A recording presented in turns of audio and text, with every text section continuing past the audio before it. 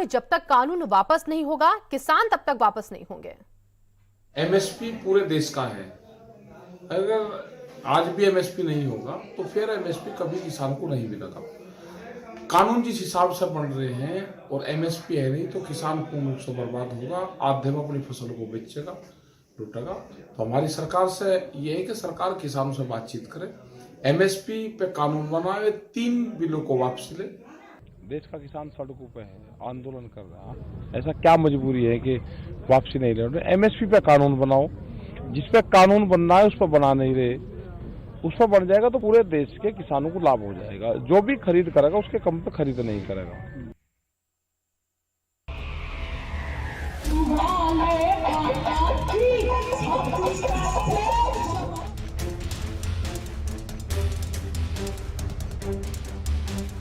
कृषि कानून के खिलाफ आंदोलन कर रहे किसानों ने अब अपनी लड़ाई को और भी व्यापक करने का फैसला लिया है।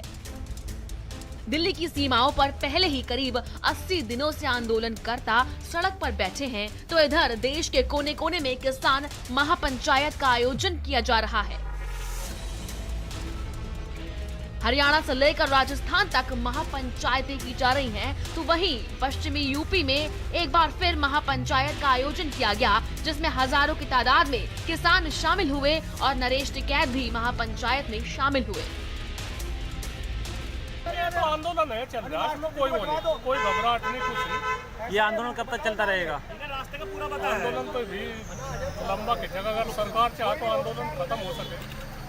जो बातचीत है बातचीत करे, बढ़िया रहा। जो किसानों की मांग है, जिस मांग पे आंदोलन है, ठीक हम तो यही चाह बात ठीक ठाक बात रहे जी, और सरकार को सुधारे भाई। मथुरा में भी राष्ट्रीय लोकदल के उपाध्यक्ष जयंत चौधरी की अध्यक्षता में भी महापंचायत की गई, जहां पर हजारों की संख्या में किसान शामिल हुए। हालांकि इस दौरान प्रशासन ने सुरक्षा सख्त कर दी।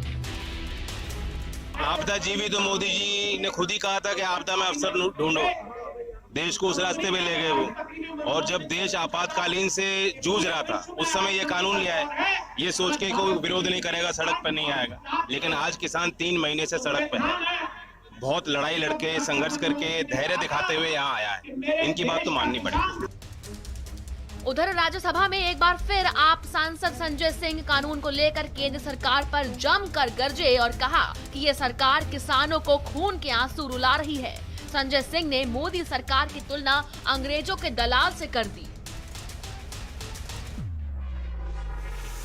ये रेल, ये सेल, ये बीपीसीएल, ये एलआईसी, ये बैंक, ये एयरपोर्ट, ये किसी की निजी संपत्ति नहीं है, बल्कि हिंदुस्तान के 130 करोड़ लोगों ने अपने श्रम से, अपने परिश्रम से इन कंपनियों को, इन संपत्तियों को बनाने का काम किया है। वो लोग सपूत कहलाते हैं जो संपत्तियों को बढ़ाते हैं, वो लोग कपूत कहलाते हैं जो संपत्तियों को बेचने का काम करते हैं। तो सत्ता में बैठे हुए सुन लो, तुमने राष्ट्रपिता महात्मा गांधी का मजाक उड़ाया, तुमने सरदार वल्लभ भाई पटेल का मजाक उड़ाया, तुमने डॉक्टर राम मनोहर लोहिया का मजाक उड़ाया, तुमने सरदार let's keep the decorum, please keep silence, तुमने शहीद आजम भगत सिंह का मजाक उड़ाया, तुमने शहीद अशफाकुल्लाह का मजाक उड़ाया, तुमने हिंदुस्तान के क्रांतिकारियों का, हिंदुस्तान के उन महान सपूतों का मजाक उड़ाया, बाबा साहेब डॉक्टर भीमराव अंबेडकर का मजाक उड़ाया,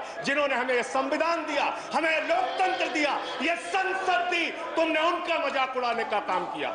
सुनो पहले, चौधरी चरण सिंह जी का नाम लिया गया। चौधरी चरण सिंह के अनुयायी वहां पर बैठे हैं, जिनको तुम खून के आंसू रुला रहे हो, खून के आंसू, खून के आंसू रुला रहे हो उनको तुम। वो भाषण जीवी नहीं है। There's a point of order. There's a point of order. वो जुमला जीवी Sanjay ji, there is a point of order. आंदोलन जीवी। Sanjay ji, there is a point of order. जीवी है।